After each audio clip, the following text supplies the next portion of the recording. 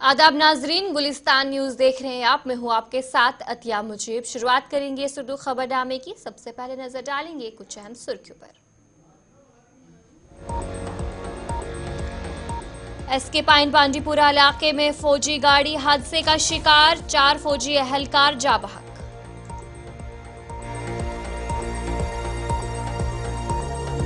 सफर में मिलेगी जल्द राहत, वंदे भारत ट्रेन की बहुत जल्द होगी आमद। कटरा से बानिहाल ट्रेन ट्रायल हुआ कामयाब।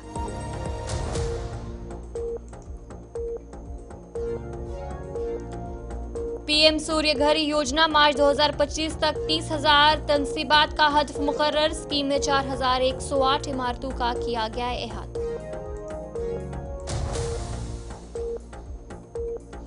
जम्मू कश्मीर में सर्दी की लहर बरकरार, आज रात से बर्फबारी की पेशेनगोई। बर्फबारी से पैदाशुदा सूरत हाल के निपटने के लिए इंतजामिया तैयार।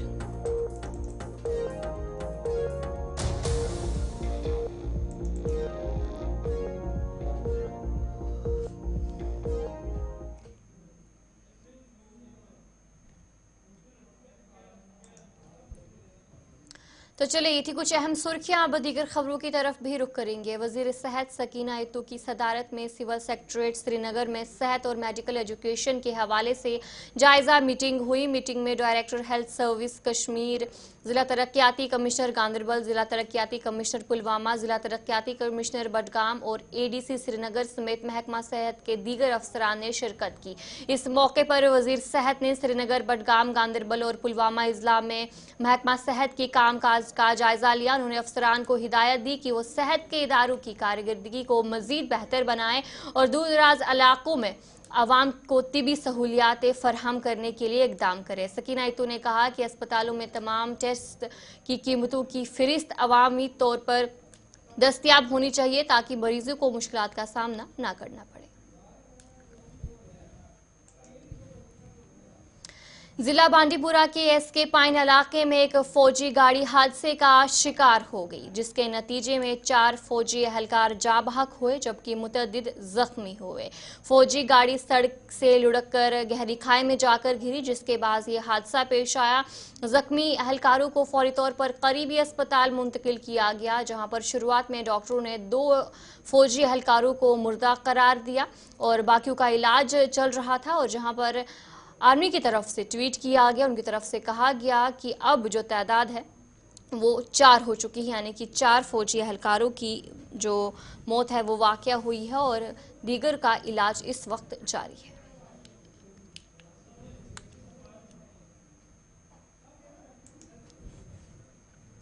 शुमाली रेलवे की ज़ेरे निगरानी कश्मीर रेल प्रोजेक्ट के तहत कटरा से बानिहाल के दरमियान पहली आजमाइशी रेल सर्विस कामयाबी के साथ मुकम्मल हुई। रेलगाड़ी तकरीबन 1 बजे के करीब बानिहाल रेलवे स्टेशन पर पहुंची, जहां शुमाली रेलवे और तामीराती कंपनियों के आला अफसरान भी मौजूद थे। कटरा से रियासी सेक्शन पर काम मुकम्मल हो चुका है और तवक्का की जा रही है कि 26 जनवरी से पहले या इस दिन से बाकायदा रेल सर्विस शुरू हो जाएगी। इस मौके पर कहा गया कि कमिश्नर ऑफ रेलवे सेफ्टी 7 और 8 जनवरी को कटरा से रियासी सेक्शन की हतमी हिफाजती जांच के लिए दौरा करेगी। ये पेशरफ्त कश्मीर रेल प्रोजेक्ट को जल्द मुकम्मल करने की जानिब एक अहम कदम है, जिससे जम्मू कश्मीर के अवाम को सफरी सहूलियात फराहम होंगी और खिते की मैशत को भी तौक़ीयत मिलेगी।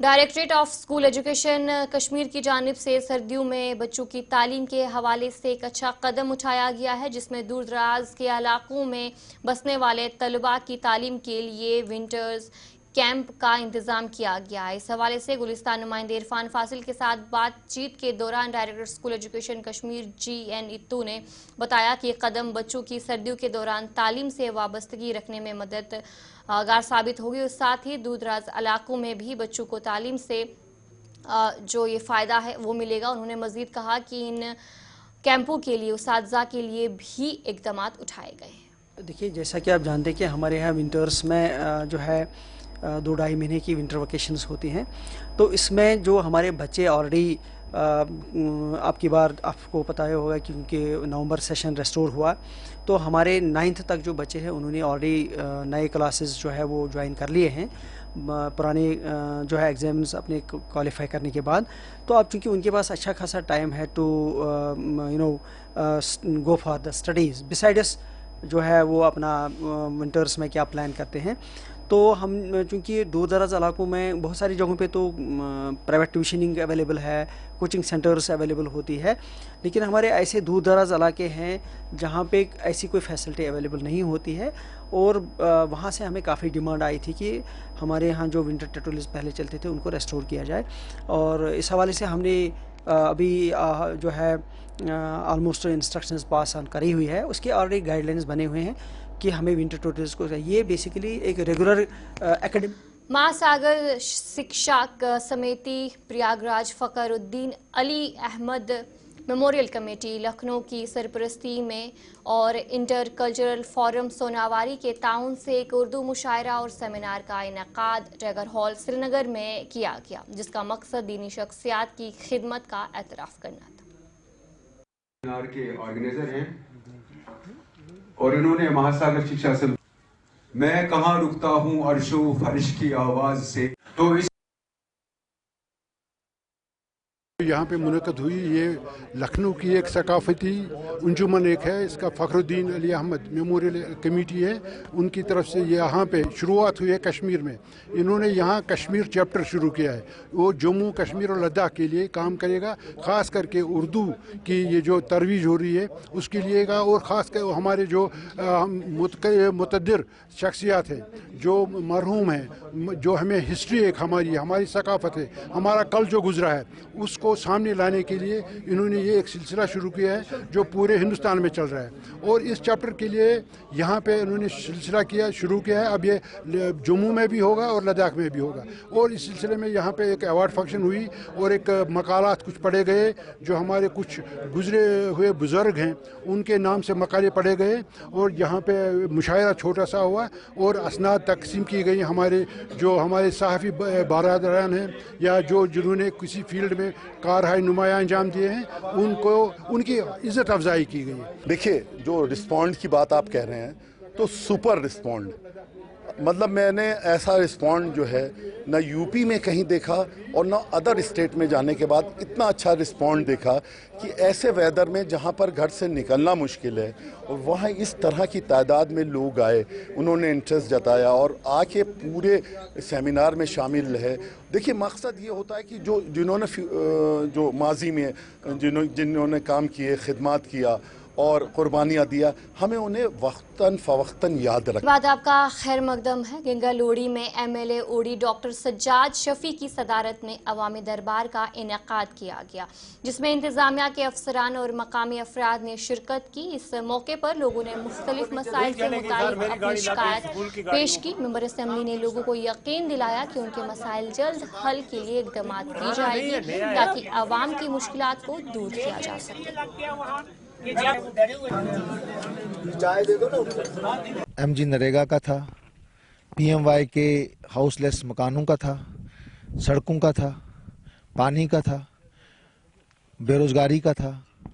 बीइंग इलाका जो बिल्कुल सरहद के साथ है, तो जिसमें हमारे पोर्टर्स की भर्ती है, लोगों को रोज़गार मिलता है, जिसमें बीकन में मिलता है, उस बारे में डिस्कशन थी। लोगों की डिमांड थी कि भाई हमें लोगों को जो है रोज़गार लोकल्स को मिलना चाहिए। तो फूड सप्लाईज़ का मसला था कि जिन बच्चों ने शादियां की हुई हैं उनको जो है राशन कार्ड नहीं मिला हुआ है, उस बारे में डिस्कशन हुई। और हमने पूरी कोशिश की। रेवेन्यू के मसाइल थे कि पटवारी साहिबान ने सर्टिफिकेट्स देनी है, बच्चों के एग्ज़ाम्स हैं, उनके कम्पिटिटिव एग्ज़ाम्स के लिए देना है, वो मसाइल थे। तो ओवरऑल जनरल जो लोगों के मसाइल थे वो सारे हमने सुने और कई मसाइल का अजाला जो हमने ऑन स्पॉट किया। रिस्पांस बहुत ज़बरदस्त है। हमने लोगों से पहले भी वादा किया था इलेक्शन के टाइम कि हम आपको तकलीफ़ नहीं देंगे, हम आपके पास आएंगे। और हमने उसी सिलसिले में जो है हम अवामी दरबार कर रहे हैं ताकि लोगों को तकलीफ़ ना हो हमारे पास आने की। हम ही वहाँ जाके छोटे मोटे जितने भी मसाइल हैं जो हम ऑन स्पॉट कर सकते हैं, जिनका अजाला हमारी एडमिनिस्ट्रेशन कर सकती है, हम उनका वहीं जाके करें ताकि लोगों को तकलीफ़ ना हो हमारे पास आने की, या श्रीनगर जाने की, या कहीं और जाने की। उसी सिलसिले में हमने 2-4 जगहों पे हमने ऑलरेडी ये प्रोग्राम किए हैं और ये सिलसिला हम इंशाल्लाह जारी रहेगा।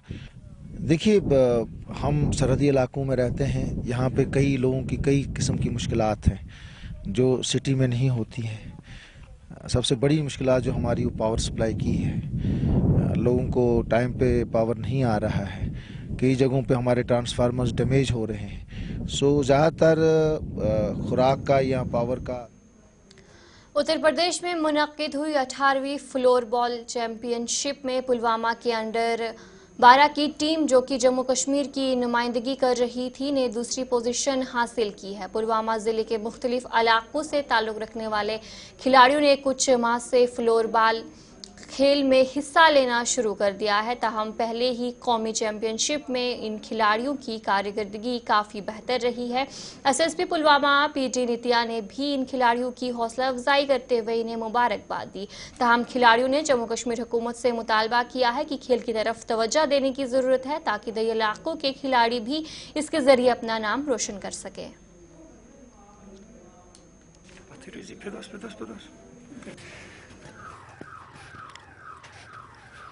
ये जो टूर्नामेंट 18th फ्लोरबॉल चैंपियनशिप ये आंध्र प्रदेश में मुनक़द हुई थी, जहाँ पे जे.एंड.के का टीम भी उन्होंने भी पार्टिसिपेट किया है और बहुत सी टीम्स ने स्टेट्स ने वहाँ पे पार्टिसिपेट किया था।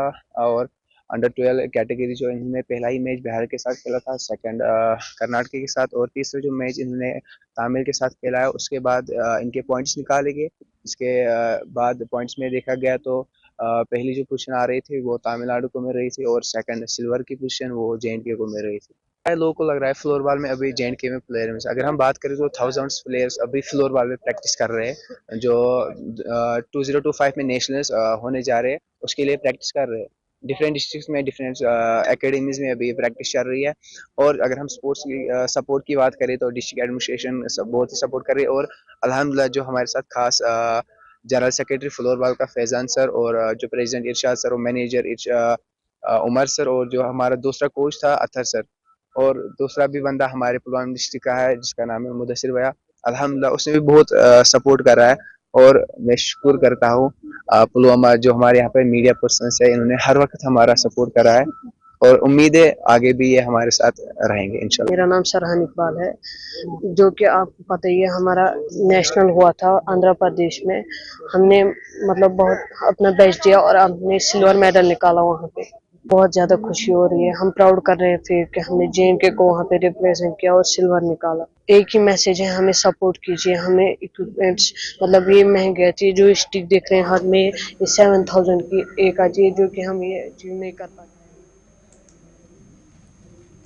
खैर मकदम है, सोपोर ब्लड डोनर्स ने एसडीएच सोपोर के ताउन से खून के अतिया कैंप का इनेकाद किया। कैंप नौजवान लड़कियों के साथ साथ लड़कों ने भी शिरकत करते हुए अपने खून का अतिया पेश किया। इस मौके पर कहा गया कि खून अतिया करके इसे ब्लड बैंक में जमा किया जाएगा ताकि खून इमरजेंसी के दौरान किसी ज़रूरतमंद की ज़िंदगी बचाने में काम आ सके। उन्होंने कहा कि खून अतिया करने से न तो खून की कमी होती है और न ही अतिया करने वाले किसी किस्म की कमज़ोरी का सामना करना पड़ता है, बल्कि चंद दिनों के अंदर ही जिसमें खून की मिकदार बराबर हो जाती है।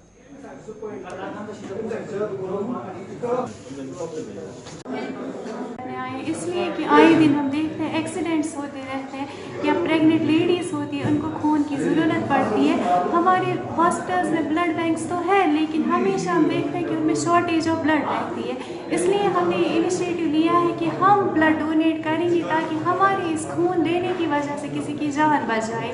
हमारे मज़हब में कहा जाता है कि अगर हम किसी एक इंसान की जान बचाते हैं वो ऐसा है कि हाँ जैसे हमने पूरी इंसानियत की जान बचा ली।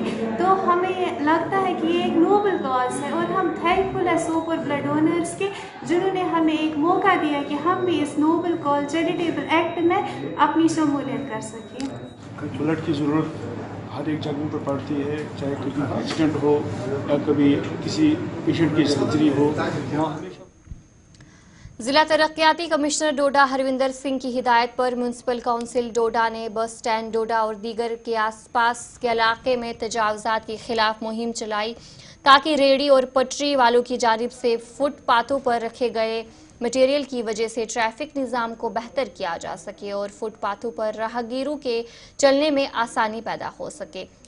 एमसी डोडा की जानिब से चलाई गई मुहिम के दौरान रेहड़ी और पटरी वालों का सामान जब्त किया गया, जबकि म्यूनसिपल काउंसिल के अहदेदारों से दुकानदारों और रेहड़ियों वालों से उन्होंने अपील की कि वो दुकानों के बाहर और फुटपाथों पर सामान रखने से गुरेज करें।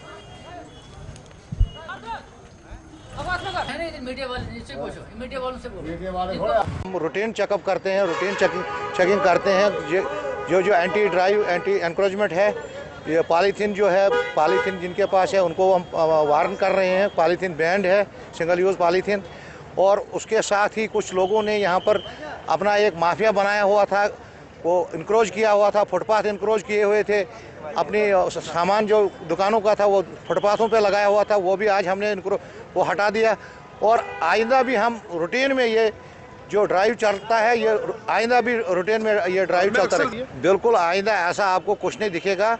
आप देख रहे हो कि हमारे पास ये गाड़ी है, आप देख रहे हो गाड़ी पे कितना हमने ये जो इंक्रोचमेंट जिन्होंने की थी इनका हमने ये सामान सारा सीज कर दिया।